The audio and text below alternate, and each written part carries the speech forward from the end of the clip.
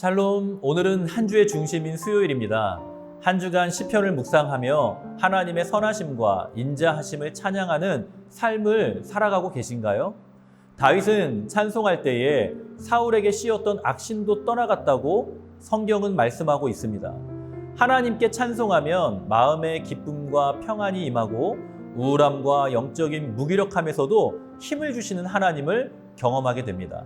오늘도 그 하나님을 찬송하며 영광 돌리며 힘있게 살아가는 하루가 되시기를 소망합니다. 말씀을 읽겠습니다. 여호와께 감사하라.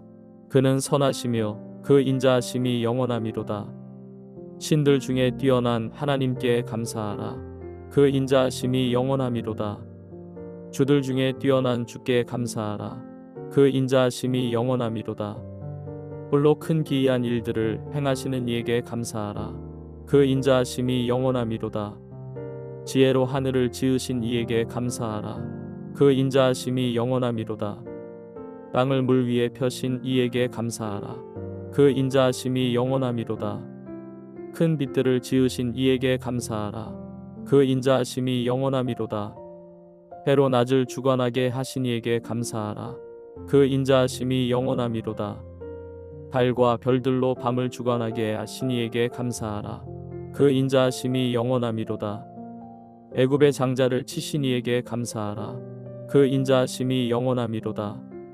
이스라엘을 그들 중에서 인도하여 내신 이에게 감사하라. 그 인자하심이 영원함이로다.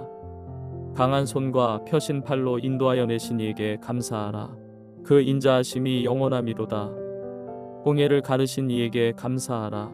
그 인자하심이 영원함이로다.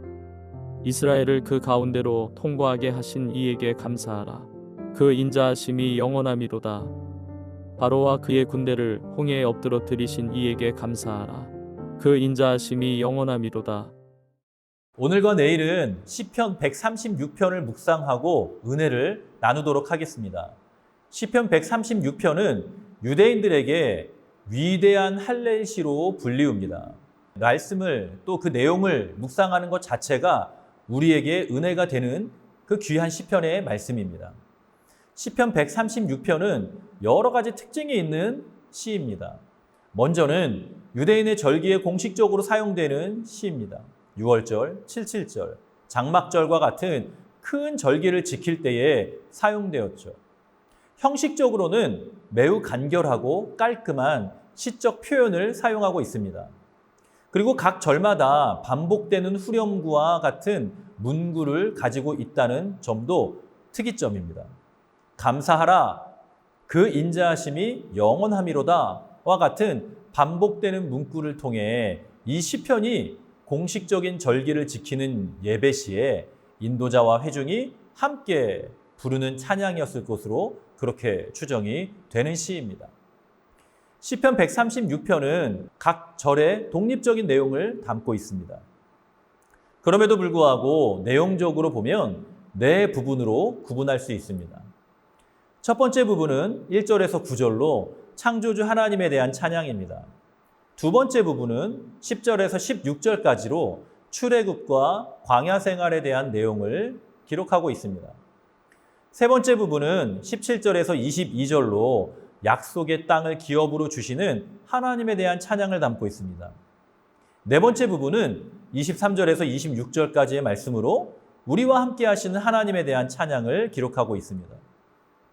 오늘의 말씀을 통해서는 첫 번째와 두 번째 부분에 대한 내용을 나누고 내일은 세 번째와 네 번째 부분을 나누도록 하겠습니다. 먼저 첫 번째 부분입니다. 첫 번째 부분에서 시편의 기자는 창조주 하나님에 대하여 찬양합니다. 1절의 찬양은 감사 찬양시의 주제이자 핵심 내용을 기록하고 있습니다.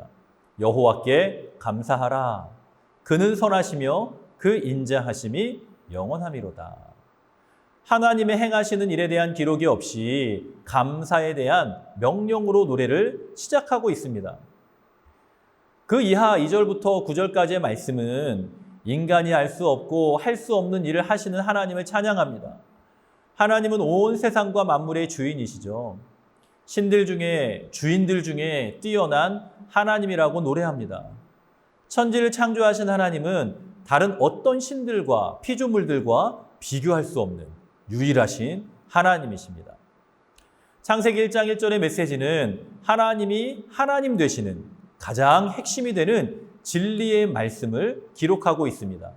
태초에 하나님이 천지를 창조하시니라.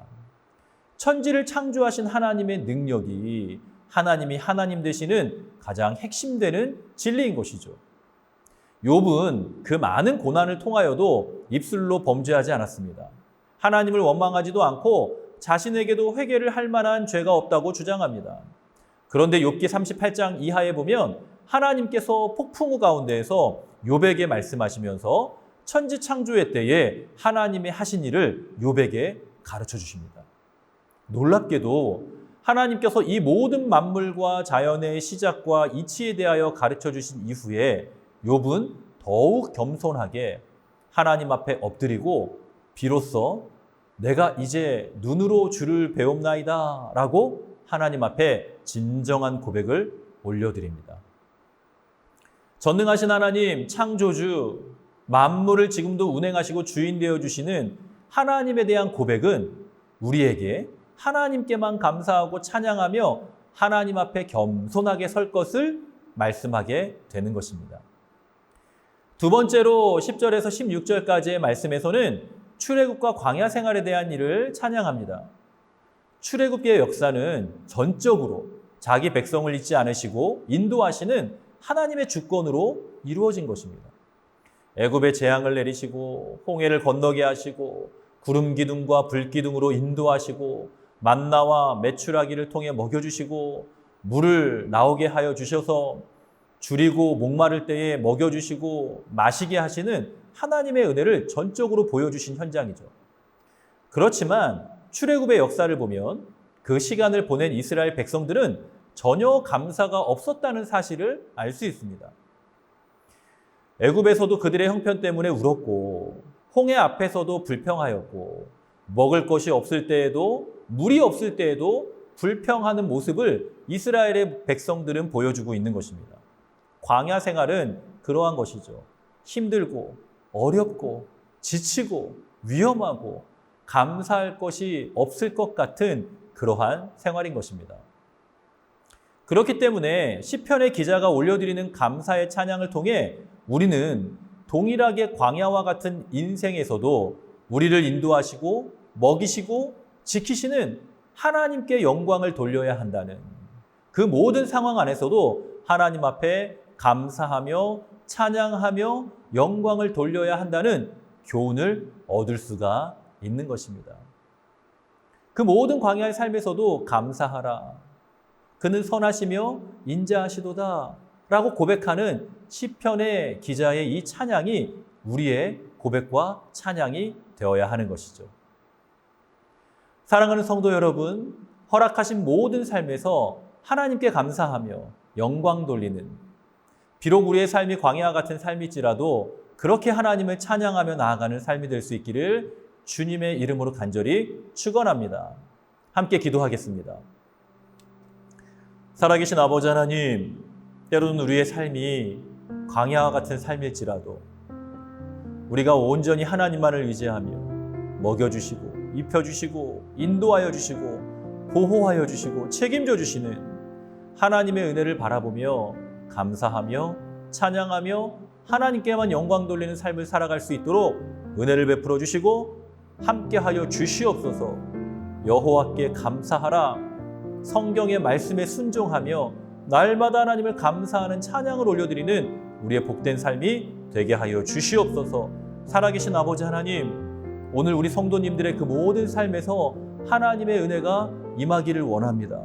힘들고 어려울 때에, 지치고 피곤할 때에, 아프고 힘들고 상처가 있을 때에 위로하시고 힘주신 하나님의 은혜가 넘치는 우리 모든 성도님들의 삶이 되게 하여 주시옵소서. 감사를 드리고 축복하며 예수님의 이름으로 간절히 기도드리옵나이다. 아멘.